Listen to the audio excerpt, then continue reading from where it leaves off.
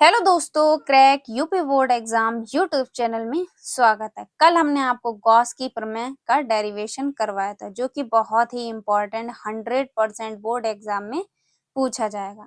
आज हम पढ़ेंगे गॉस की प्रमेय की सहायता से कूलाम के नियम की उत्पत्ति। ये डेरिवेशन भी मोस्ट इम्पोर्टेंट बोर्ड एग्जाम में बहुत बार पूछा गया है। तो आज की इस वीडियो में भी हम 5 नंबर कंप्लीट करेंगे। तो डेरिवेशन हमारा गॉस की प्रमेय की सहायता से कूलाम के नियम की उत्पत्ति, जो कि बोर्ड एग्जाम के लिए बहुत ही इम्पोर्टेंट होने वाला है। तो चलिए बिना देरी करे इस वीडियो को स्टार्ट करते हैं। वीडियो को अगर पहली बार देख रहे हो तो चैनल को सब्सक्राइब कर लीजिए और वीडियो को लाइक कीजिए। तो चलिए सबसे पहले हम लोग क्या करेंगे, इसके डायग्राम को समझेंगे। तो डायग्राम में हमने क्या किया, हमने एक ले लिया गॉसियन पृष्ठ। ये जो है सर्कल, ये क्या है, हमने गॉसियन पृष्ठ ले लिया जिसका केंद्र क्या है ओ। जिसका केंद्र क्या है ओ। ओ पर क्या स्थित है, प्लस क्यू आवेश स्थित है। ठीक है। उसके बाद आर मीटर की दूरी पर एक बिंदु क्या है, पी है। ओ से आर मीटर की दूरी पर एक क्या है, बिंदु पी है, जिस पर हमें क्या ज्ञात करनी, वैद्युत क्षेत्र की तीव्रता ज्ञात करनी। ठीक है। क्या बताया हमने, एक हमने गॉसियन पृष्ठ ले लिया जिस पर क्या, जिसका केंद्र क्या है ओ है।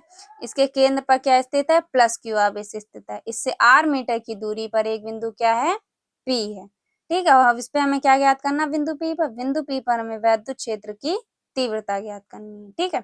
उसके बाद बिंदु पी के एक छोटे से भाग का जो क्षेत्रफल है, जो हमने हाईलाइट कर रखा है, ये बिंदु पी के एक छोटे से भाग का क्षेत्रफल क्या है, डी ए है। ठीक है। इतना आपको समझ में आया होगा। अब इसके बाद क्या करना है, इसके बाद ई वेक्टर और डी वेक्टर के जो दिशा है वो क्या है, समान है। तो दिशा समान होने के कारण इनके बीच जो कोण बनेगा वो क्या हो जाएगा, शून्य हो जाएगा, क्योंकि इनकी दिशा क्या है, समान है। तो इसमें आपको क्या क्या अभी हमने आपको समझाया, एक हमने क्या ले लिया, गॉसियन पृष्ठ ले लिया जिसका केंद्र क्या है ओ है। केंद्र ओ पर हमने क्या रख दिया, एक प्लस क्यू आवेश रख दिया। केंद्र ओ से आर मीटर की दूरी पर एक बिंदु पी है, एक बिंदु पी है जिस पर हमें क्या ज्ञात करनी, वैद्युत क्षेत्र की तीव्रता ज्ञात करनी है। ठीक है। अब बिंदु पी के छोटे से भाग का जो हमने हाईलाइट कर रखा, बिंदु पी के छोटे से भाग का क्षेत्रफल क्या है, डी है। उसके बाद ई वेक्टर और डी वेक्टर के बीच जो कोण बनना है वो क्या हो जाएगा, शून्य हो जाएगा। क्यों शून्य हो जाएगा, क्योंकि इनकी दिशा क्या है, समान है। तो इनके बीच का जो कोण बनेगा वो क्या हो जाएगा, शून्य हो जाएगा। तो ये था आपका डेरिवेशन। अब हम कैसे लिखेंगे, हम लिखेंगे सबसे पहले लिखेंगे हम, माना एक गॉसियन पृष्ठ जिसका केंद्र क्या है ओ है, जिस पर हमें प्लस क्यू आवेश रखा है। जिस पर क्या रखा है हमने, प्लस क्यू आवेश रखा है। अब इस आवेश से आर मीटर की दूरी पर एक बिंदु पी है जिस पर हमें वैद्युत क्षेत्र की तीव्रता ज्ञात करनी है। ठीक है। इसके लिए पी के चारों ओर एक छोटे से भाग का क्षेत्रफल डी है। तब इससे गुजरने वाला फ्लक्स, जो जो हमने आपको डायग्राम में समझाया वही वही में आपको लिख देना। ज्यादा कठिन नहीं है, बस इतना ही आपको लिख देना। ठीक है। जो जो हमने बताया, जैसे माना एक गॉसियन पर जिसका केंद्र ओ है, जिस पर हमें प्लस क्यू आवेश रख दिया। इससे आर मीटर की दूरी पर एक बिंदु पी है जिस पर वैद्युत क्षेत्र की तीव्रता ज्ञात करनी है। इसके लिए पी के चारों ओर का एक छोटे से भाग का जो क्षेत्रफल है वो कितना है, डी है। बस इतना ही लिखना है। उसके बाद क्या करना है, तब इससे गुजरने वाला फ्लक्स। ठीक है। तो हम लोग फ्लक्स निकालेंगे। तो फ्लक्स का फॉर्मूला क्या होता है, D phi is equal to E vector dot D A vector. E vector dot D A vector में से जब डॉट हटाते तो क्या लगाते हैं, कॉस थीटा। ठीक है। तो जब डॉट हटाया तो क्या लगा हमने, कॉस थीटा लगाया। तो क्या आ जाएगा, D phi is equal to E D A cos theta. ठीक है। कॉस थीटा का मान 0। क्यों 0, क्योंकि ई वेक्टर और डी ए वेक्टर के बीच जो कोण बनना वो क्या हो जाएगा, 0 हो जाएगा, क्योंकि इनकी दिशा क्या है, समान है। तो कोण क्या हो जाएगा, शून्य हो जाएगा। तो यहाँ पर आपको लिख के दिखाना है। तो चूंकि करके लिखना है कि गॉसियन पृष्ठ के लिए ई वेक्टर तथा डी ए वेक्टर के बीच जो कोण है वो क्या हो जाएगा, शून्य हो जाएगा। ठीक है। जैसा मतलब जो भी आप वैल्यू पुट कर रहे हैं, जो भी कंडीशन लगा रहे हैं, तो वहां पे आपको लिख के दिखाना होगा। तो यहाँ पे 0 है मान, तो यहाँ पर हमने क्या करा, लिख के दिखाया। उसके बाद तब करके लिखना है यहाँ पर D phi is equal to E D A, क्योंकि कॉस थीटा का मान क्या हो जाएगा, 0 हो जाएगा। ठीक है। तो यहाँ पे क्या रख दिया हमने, क्योंकि कॉस थीटा 0 क्या हो जाएगा, 1 हो जाएगा। तो यहाँ पे 1 रखने का कोई वो ही नहीं। जब हम 1 रख देंगे तो मान क्या आ जाएगा, यही आएगा। तो D phi is equal to E D A. तो अभी तक हम लोग छोटे से भाग के लिए क्षेत्रफल निकाल लेते। जो डी है, ये डी क्या दर्शाता है, छोटे से भाग के लिए। तो अभी तक हम लोग फ्लक्स जो निकाल रहे थे वो किसके लिए निकाल रहे थे, छोटे से भाग के लिए। अब हम क्या करेंगे, इसी प्रकार संपूर्ण पृष्ठ के लिए निकालेंगे। तो जब भी हम लोग संपूर्ण पृष्ठ के लिए निकालते हैं तो क्या कराते हैं, समाकलन कराते हैं। हमने पिछली वीडियो में जो आपको डेरिवेशन कराया था गॉस की प्रमेय, उसमें हमने आपको बताया था इस साइन को हम लोग क्या बोलते हैं, समाकलन। ठीक है, बायोलॉजी वाले बच्चों को खास कर ध्यान दें कि इस साइन को हम लोग क्या बोलते हैं, समाकलन। तो जब भी हम लोग संपूर्ण पृष्ठ के लिए करते हैं तो क्या कराते हैं, समाकलन कराते हैं। तो अब हम यहाँ पे क्या कराएंगे, समाकलन करवा दें। तो यहाँ पे जब समाकलन कराए तो समाकलन D phi E equal to E समाकलन डी ए। तो जब भी हम लोग समाकलन, जैसे हमने डी फाई ई का समाकलन कराया तो आंसर क्या आ जाएगा, फाई ई आएगा। ठीक है, क्योंकि समाकलन डी से क्या हो जाता है, कैंसिल हो जाता है।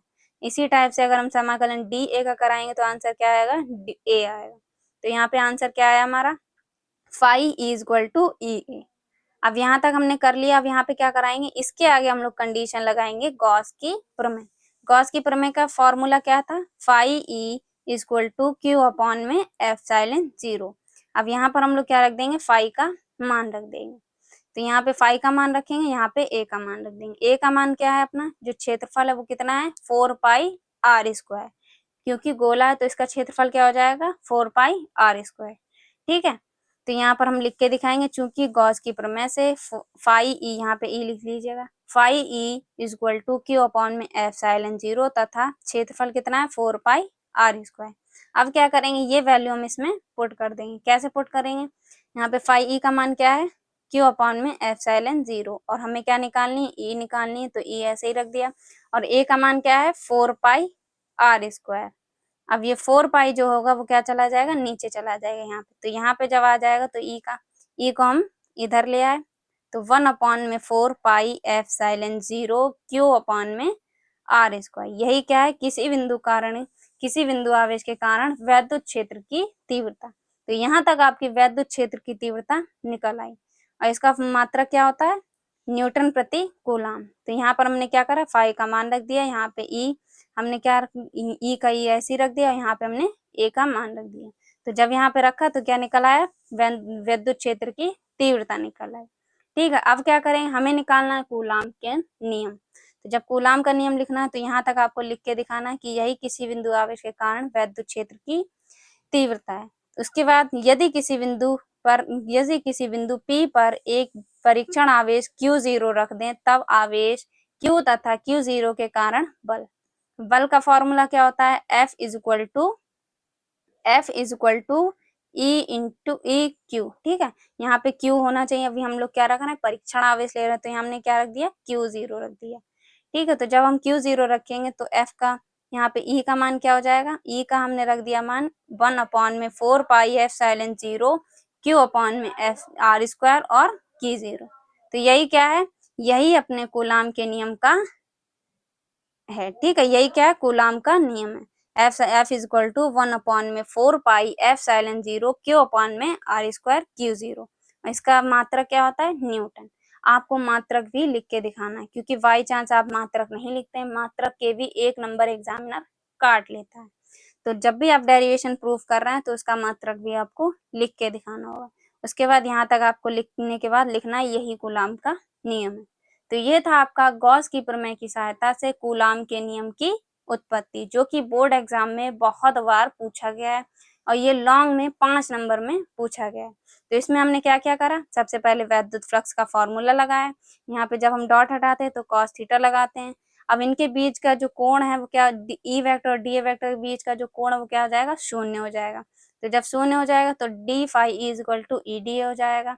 इसके बाद हम संपूर्ण पृष्ठ के लिए इसी प्रकार निकालेंगे, तो समाकलन करवाएंगे तो क्या आएगा, phi E is equal to E A. अब इसमें क्या करेंगे, फाई का मान रख देंगे और ए का मान रख देंगे, तो हम क्या निकल आएगा, वैद्युत क्षेत्र की तीव्रता निकल आई।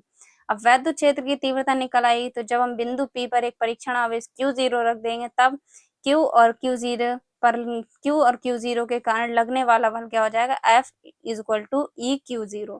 ठीक है, तो इसमें जब हम E का मान पुट करेंगे तो हमारा कूलाम का नियम निकल जाएगा। बहुत ही इजी डेरिवेशन, अगर आप इसे 2 से 3 बार प्रैक्टिस करें तो आप आराम से इसे समझ पाएंगे। तो ये था आपका बहुत ही इंपॉर्टेंट डेरिवेशन। इसे आपको घर पे 2 से 3 बार ज़रूर से ज़रूर प्रैक्टिस करनी है। तो अगर आपको इसकी पीडीएफ चाहिए तो हम टेलीग्राम चैनल पर इसकी पीडीएफ अपलोड कर देंगे। बस आपको क्या करना है, कमेंट में पीडीएफ लिखना है। अगर आप कमेंट में पीडीएफ लिखते हैं तो हम इसकी पीडीएफ आपको टेलीग्राम चैनल पर मिल जाएगी। और ये वीडियो आपको कैसी लगी, एक बार ये भी बताइए कि ये वीडियो आपको कैसी लगी, कमेंट बॉक्स में ज़रूर से ज़रूर बताइए। मिलते हैं आपसे एक और अगली इम्पोर्टेंट वीडियो के साथ। तब तक के लिए जय हिंद, जय भारत।